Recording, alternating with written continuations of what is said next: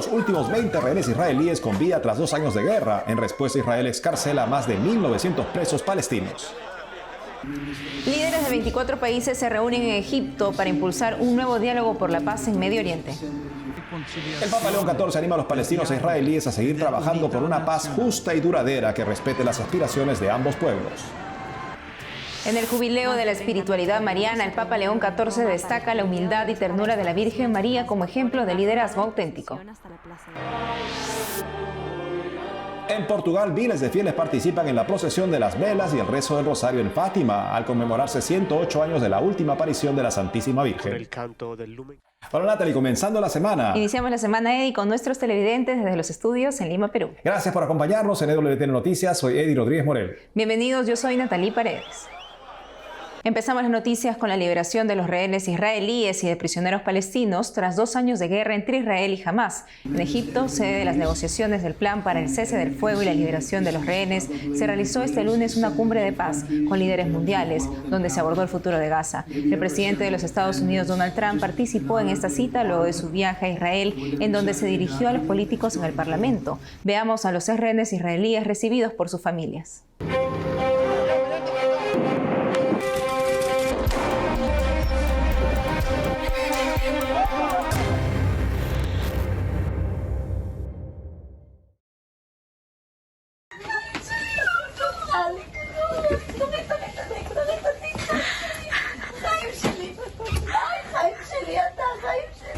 Einab Sangauker corre hacia su hijo liberado por Hamás.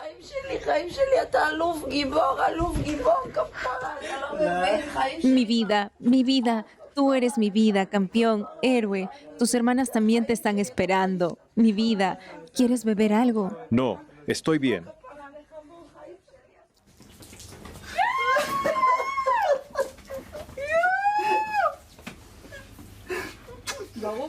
Aquí los padres del ex rehén Eitan Mor. Habla a su papá. Estás vivo, con 2 brazos y 2 piernas. Alon Oel, pianista de 24 años, se reunió con militares israelíes, sus amigos embargados de alegría. Very exciting. Momento muy emocionante. El pueblo judío está unido y esto es una gran familia. Y este grupo de personas estaba muy tenso y triste porque Alon fue sacado de nosotros, desgarrado de nosotros. Y ahora esto es una gran felicidad. Grande. Aleluya. Hemos tenido muchos eventos desde el 7 de octubre de 2023, pero nada puede describir lo que tenemos aquí ahora. Todos estamos tan emocionados y felices de estar juntos. Creo que es el evento más feliz que hemos tenido aquí, sin duda.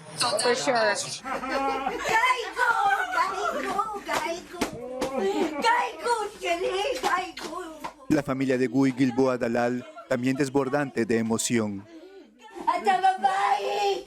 Está aquí mi chico, estás en casa, estás en casa, estás en casa.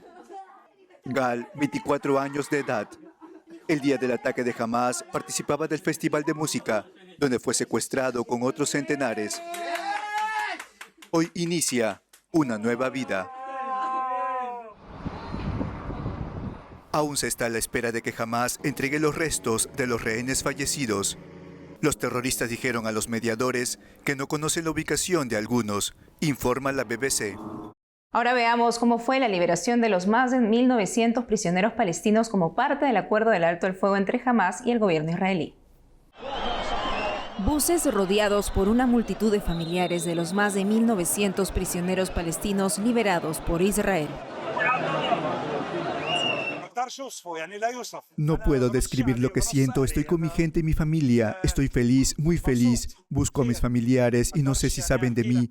No nos dejaron llamar a nuestros familiares para decirles dónde estamos. Muchos de los exprisioneros volvieron a Gaza. Otros fueron llevados a ciudades de Cisjordania como Ramallah. Según Associated Press, cerca de 1.700 fueron detenidos durante el conflicto de los últimos 2 años. No tenían cargos formales. Unos 250 eran sentenciados que cumplían condenas largas, incluso perpetuas. Al menos 154 prisioneros fueron deportados a Egipto, según la Oficina de Medios de Comunicación de Prisioneros Palestinos. Con el rostro demacrado y la cabeza rapada, la propia familia de Abu Shanab afirmó que apenas lo reconocieron. Dijo haber perdido 59 kilos durante 18 años y medio en prisión. Gracias a Dios nos dieron una nueva vida. Fue un sufrimiento duro y nos libramos de la muerte.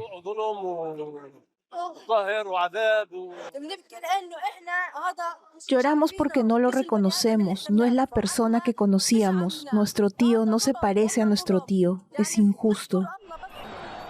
Informes de grupos de derechos humanos detallan condiciones arbitrarias, torturas y maltratos en centros de detención civiles y militares en todo Israel, reporta Associated Press. Varios de los prisioneros palestinos liberados recibieron atención médica después de su liberación. Escuchemos al Papa León XIV en la víspera durante el Angelus con un mensaje de aliento a todos los involucrados en la guerra en Tierra Santa. En los últimos días, el acuerdo sobre el inicio del proceso de paz ha dado un respiro de esperanza en Tierra Santa. Animo a las partes implicadas a continuar con valentía el camino hacia una paz justa y duradera, que respete las legítimas aspiraciones de los pueblos israelí y palestino. 2 años de conflicto han dejado muerte y destrucción por doquier, especialmente en los corazones de quienes han perdido en forma violenta a sus hijos, padres, amigos, todo. Con toda la iglesia me acerco a su inmenso dolor. Hoy especialmente ustedes se dirige la caricia del Señor, la certeza de que incluso en la oscuridad más oscura, Él siempre permanece con nosotros. Dilexi te he amado. A Dios, única paz de la humanidad, le pedimos que sane todas las heridas y nos ayude con su gracia a lograr lo que ahora parece humanamente imposible. Redescubrir que el otro no es un enemigo, sino un hermano al que mirar, perdonar y ofrecer la esperanza de la reconciliación.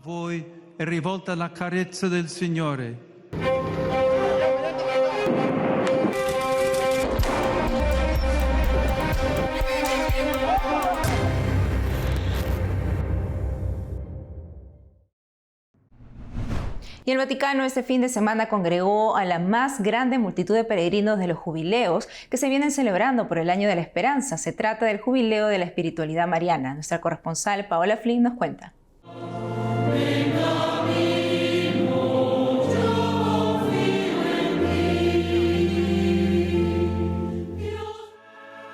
Más de 30.000 peregrinos se reunieron en Roma para el Jubileo de la Espiritualidad Mariana. Entre los presentes se encontraban rectores y trabajadores de santuarios marianos, miembros de movimientos, cofradías y grupos de oración mariana. Para esta ocasión se transportó la imagen de Nuestra Señora de Fátima a Roma, que fue llevada en procesión hasta la Plaza de San Pedro. La procesión pasó por el punto de la plaza en el que sucedió el atentado al Papa Juan Pablo II. El mismo pontífice atribuyó su sanación a esta advocación mariana. Hail Mary, full of grace, the Lord is with thee. El sábado 11 de octubre por la noche, los fieles se unieron al rezo del Rosario por la Paz. Como homenaje, el Papa León XIV ofreció una rosa de oro a la Virgen portuguesa. Estoy muy unida a ella. Intento rezar el rosario todos los días. Creo que ella es el camino más corto para llegar a Jesús porque es su madre y es quien mejor lo conoce. Eso es lo que creo. María es mi madre y a través de ella encontré a Jesús. Y estas 2 columnas, María y Jesús en la Eucaristía, son las columnas más importantes de nuestra vida. El domingo 12 de octubre, el Santo Padre celebró la Eucaristía en la Plaza de San Pedro. Durante su homilía explicó que la espiritualidad mariana nutre la fe porque tiene a Cristo en el centro. Hermanos y hermanas, la espiritualidad mariana está al servicio del Evangelio, revela su sencillez. El afecto por María de Nazaret nos convierte, junto con ella, en discípulos de Jesús. Nos educa a volver a Él, a meditar y a relacionar los acontecimientos de la vida en los que el resucitado todavía nos visita y nos llama. La espiritualidad mariana nos sumerge en la historia sobre la que se abrió el cielo. Nos ayuda a ver a los soberbios dispersos en los pensamientos de su corazón, a los poderosos derribados de sus tronos, a los ricos enviados con las manos vacías. Nos compromete a colmar de bienes a los hambrientos, a elevar a los humildes, a recordar la misericordia de Dios y a confiar en el poder de su brazo. e a confidare nella potenza del suo braccio. El pontífice aseguró que la verdadera espiritualidad mariana transforma los corazones para cuidar de los más necesitados. Ogni volta che guardiamo a Maria, cada vez que miramos a María, volvemos a creer en el poder revolucionario de la ternura y el cariño. En ella vemos que la humanidad y la ternura no son virtudes de los débiles, sino de los fuertes, que no necesitan maltratar a los demás para sentirse importantes. per sentirsi importanti. El Papa recordó a los presentes que el jubileo debe ser un tiempo de conversión y de liberación. En Roma, Paola Flynn, EWTN Noticias.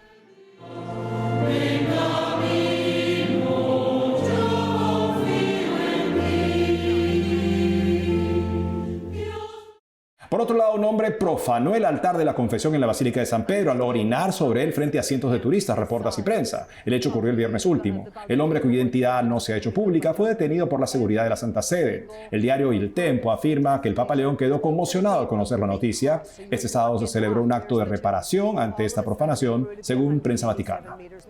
Como cada segundo lunes de octubre en Estados Unidos se celebra hoy el Día de Colón, fiesta que conmemora el descubrimiento de América y la herencia ítalo-estadounidense. En su proclama presidencial del 9 de octubre, el presidente Donald Trump renovó el enfoque de esta fecha, destacando el gran legado de fe, coraje, perseverancia y virtud del explorador genovés, quien dijo no solo abrió el camino hacia el Nuevo Mundo, sino que también llevó la misión de difundir el Evangelio, reporta Catholic News Agency.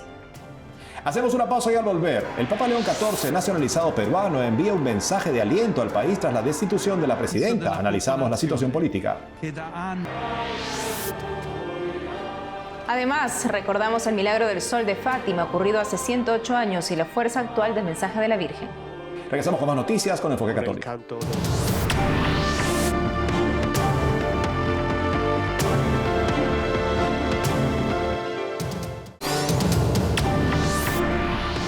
Llevamos nuestra atención hacia Perú, por cuya crisis política León XIV se pronunció luego de la destitución de la presidenta Dina Boluarte hace poco. El Papa León, nacionalizado peruano, dijo así durante el reciente Ángelus.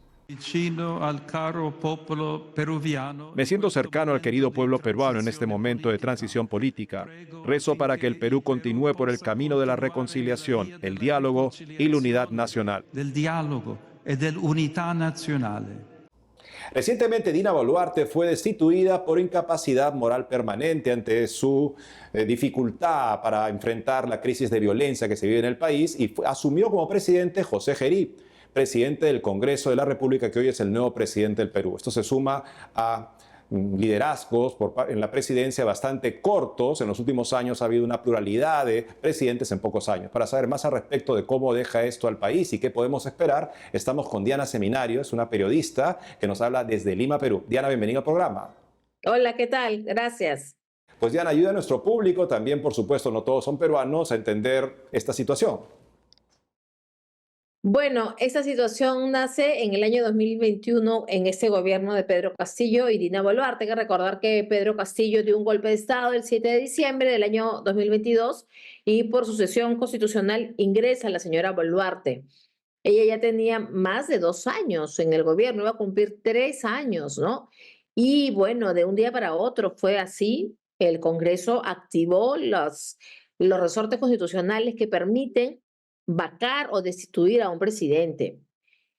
Hay que decir que esto se da en el contexto de la inseguridad ciudadana, ¿no? Entonces, claro, había habido un paro de transportes, ella había tenido desafortunadas declaraciones, afirmaciones, y luego viene lo que hemos visto es que un concierto en el círculo militar, en un local militar de esparcimiento, son abaleados los cantantes del grupo Armonía Agua Marina y les disparan desde fuera hacia adentro en el propio escenario. Entonces eso fue lo que gatilló esta crisis que el día jueves empezó con el pedido de vacancias, se lograron los votos y ustedes se preguntarán ¿por qué fue tan rápido? Porque según el reglamento bastaban 104 votos, que los tenían, 104 votos para que hacer que la presidenta vaya el mismo día al Congreso para hacer su defensa. Ella decidió no ir.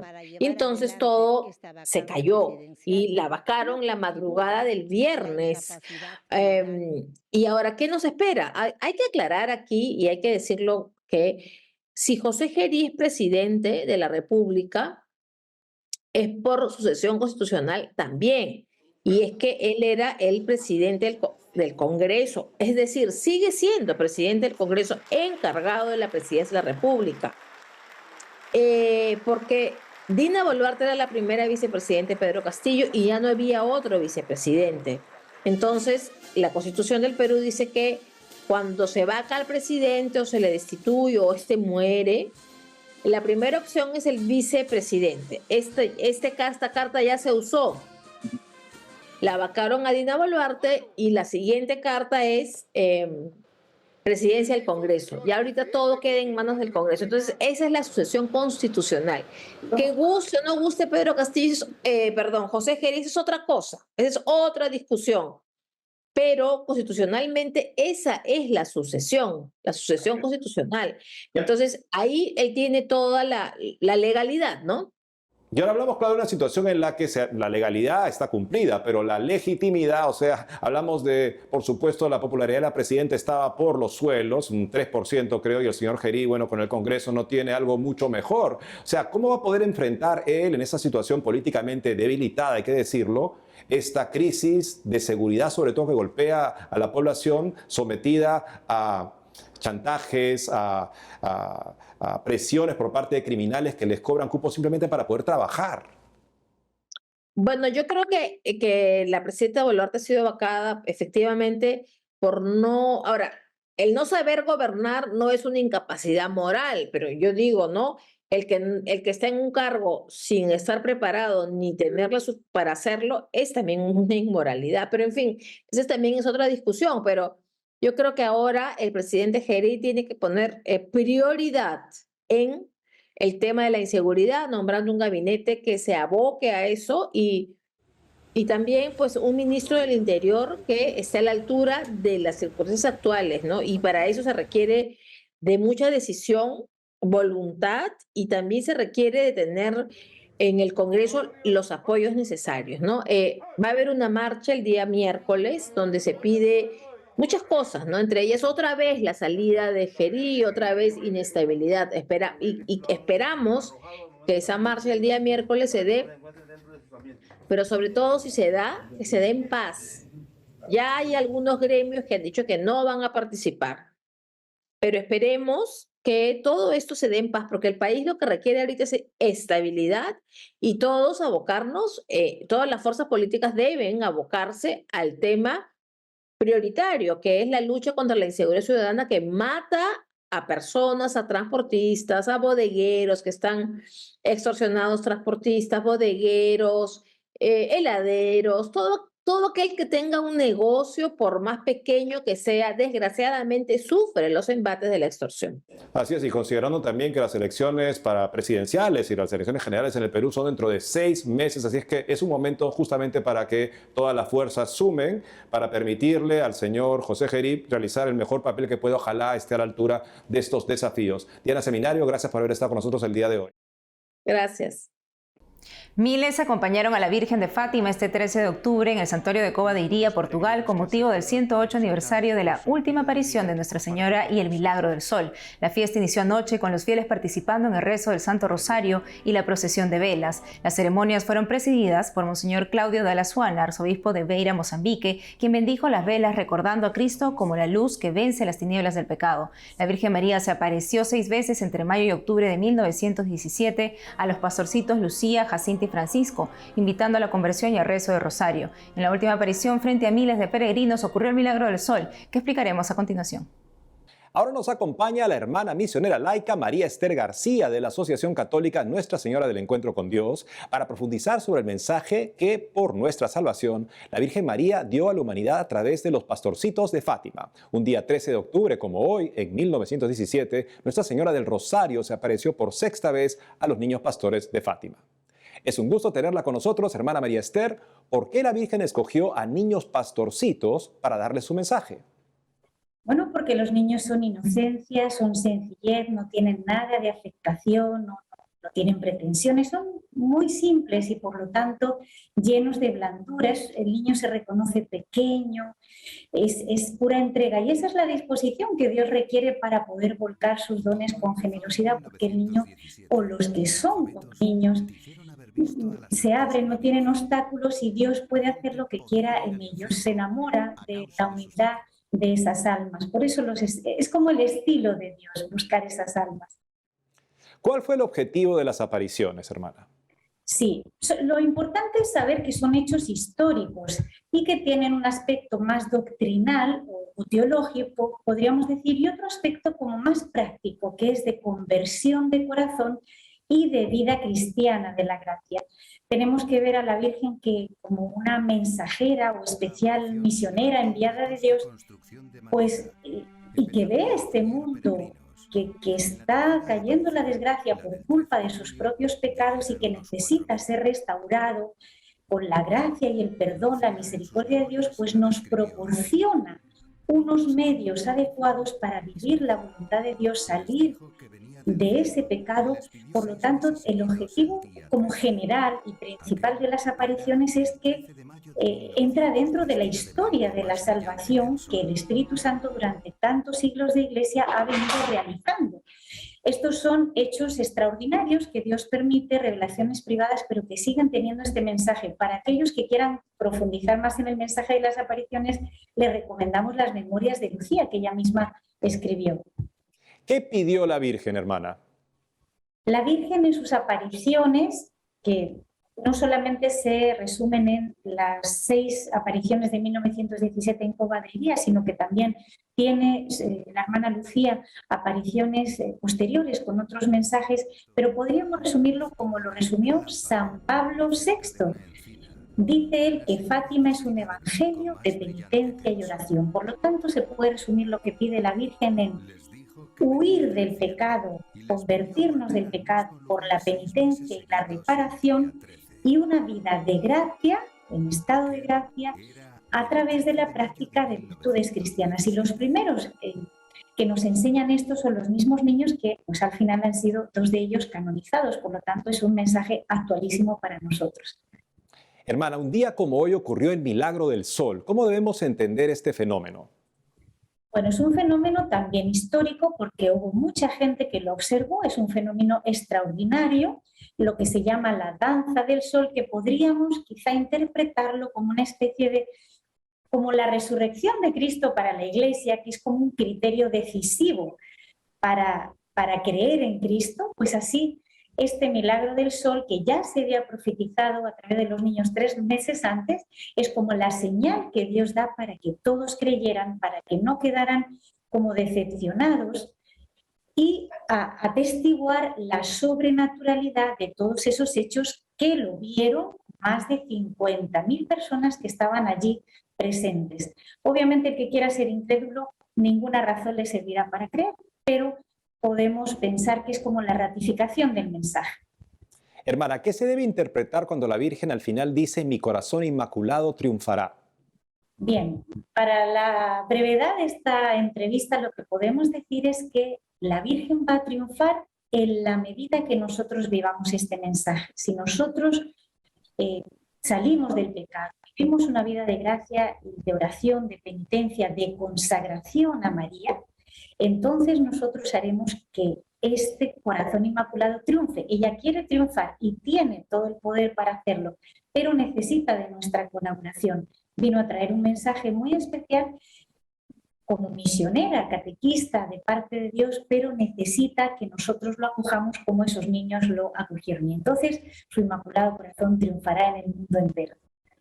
Hermana, muchas gracias. Gracias a ustedes. Nos despedimos viendo el momento en que israelíes y palestinos reciben a sus seres queridos después de 2 años de enfrentamiento entre Israel y Hamás. 20 rehenes israelíes aún vivos y más de 1.900 prisioneros palestinos. Hasta mañana.